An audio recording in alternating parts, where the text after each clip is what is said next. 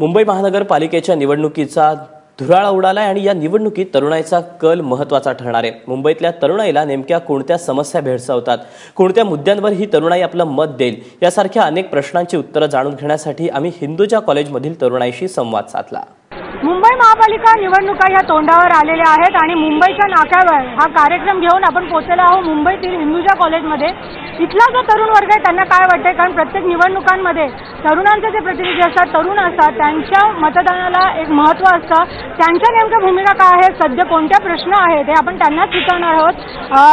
सांगू शकशील की नोटाबंदीचा एक सगळ्यात मोठा निर्णय झाला होता, किती फटका बसला होता, एक युवा प्रतिनिधी म्हणून काय वाटतं? उनका जो प्लान था वो अच्छे से एग्जीक्यूट नहीं कर पाए वो, क्योंकि बहुत अधूरा प्लान था उनका। नोटबंदी अनाउंस किया, नोटबंदी का डिसीजन अच्छा, पर वो एग्जीक्यूशन अच्छे से क्यों नहीं किया नोटबंदी का। केंद्रीय अर्थमंत्री अरुण जेटली यांना हा निर्णयाबद्दल माहिती नव्हती। उर्जित पटेल जे आपले आरबीआयचे गव्हर्नर, त्यांना या निर्णयाबद्दल माहिती नव्हती। एकीकडे हे म्हणतात की यांना पारदर्शकता हवी आहे, पण यांच्या निर्णयांमध्येच पारदर्शकता नाहीये। मग कोणतं सरकार आम्हाला यांनी दिलंय? आजच्या दिनचा आदर संपलं का दाखवून आता? जो निर्णय घेण्यात आला मोदीजींनी नोटबंदीचा, त्याच्यामुळे स्टुडंट्स लोकांना भरपूर त्रास झाला।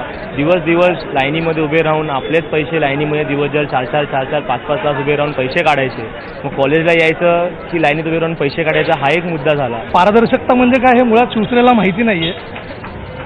ज्यावेळेला जो नोटबंदीचा निर्णय होता, हा नोटबंदीचा निर्णय काळ्या पैशाच्या विरोधातला एक सर्जिकल स्ट्राईक होता।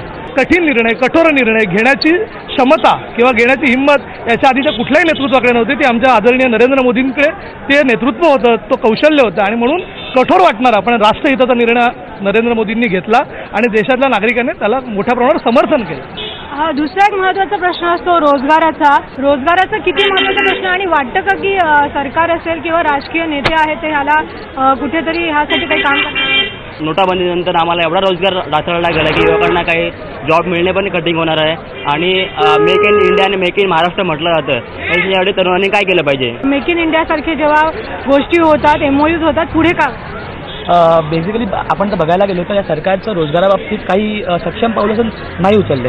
आज आपल्या देशात नाही म्हटलं तर 27 लाख बेरोजगार आहेत। हे सगळे इनिशिएटिव्ह घेत आहेत, एंटरप्रेन्योरशिप वगैरे ठीक आहे, पण ह्या सगळ्या बाबतीत ज्या काही आहेत ना त्या फक्त बोलण्यापुरत्या आहेत। तर रोजगाराच्या दृष्टीने ज्या वेळेला हे उद्योग आणि व्यवसाय मोठ्या प्रमाणात गुंतवणूक महाराष्ट्रात होणार आहे, मोठ्या प्रमाणात गुंतवणूक देशात होणार आहे, त्यातनं मोठ्या प्रमाणातलं रोजगार निर्मितीचं काम सुरू झालं आहे आणि या देशामध्ये रोजगार हवा आहे म्हणून लढणारा युवकासोबत रोजगार निर्मिती करणार, म्हणजे आम्ही जॉब सीकर नाही तर जॉब क्रिएटर करण्याकडे आमच्या युवा पिढीला नेण्याचा प्रवास आमचा सुरू झाला। या सगळ्या सणांवरती सरकारने बंदी आणली। प्रत्येक गोष्टीसाठी नियम, वेळ, या अशा गोष्टींना त्यांनी हे घेतल्या।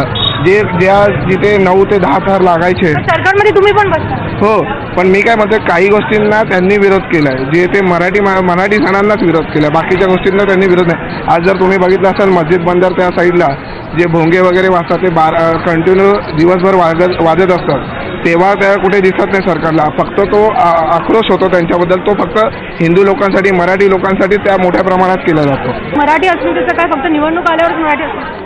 मुळात हे जे नियम आणि ही जी बंधनं आहेत ही सरकारकडनं कमी आणि कोर्टाकडनं जास्त घातली आहेत। तर न्यायालयामध्ये याच्या विरोधातली लढाई सरकार खूप अग्रेसिव्हपणे ही लढाई लढत आहे। मराठी माणूस हा पहिल्यापासून आम्ही BJP पक्षाने आणि ह्या आमच्या सरकारने मराठी माणसाची वेळोवेळी आणि योग्य वेळी त्यांची बाजू मांडण्याचा प्रयत्न केलेला आहे। मुंबईमध्ये मराठी माणसाला त्याच्या रोजगार निर्मितीसाठी ह्यांनी जे शिववडापावच्या गाड्या ज्या केल्या, ते शिववडापावच्या गाड्या गेल्या कुठे?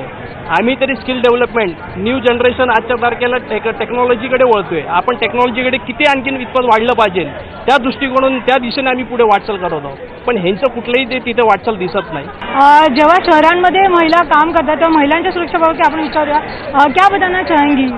मैं बोलना चाहती हूँ कि अगर हम जो महिलाएं जो बाहर लेट रात तक काम करती है, जो जॉब और वो सब करती है, उनके लिए क्या सुविधाएं ये सब उपलब्ध दी जाएगी उनके लिए?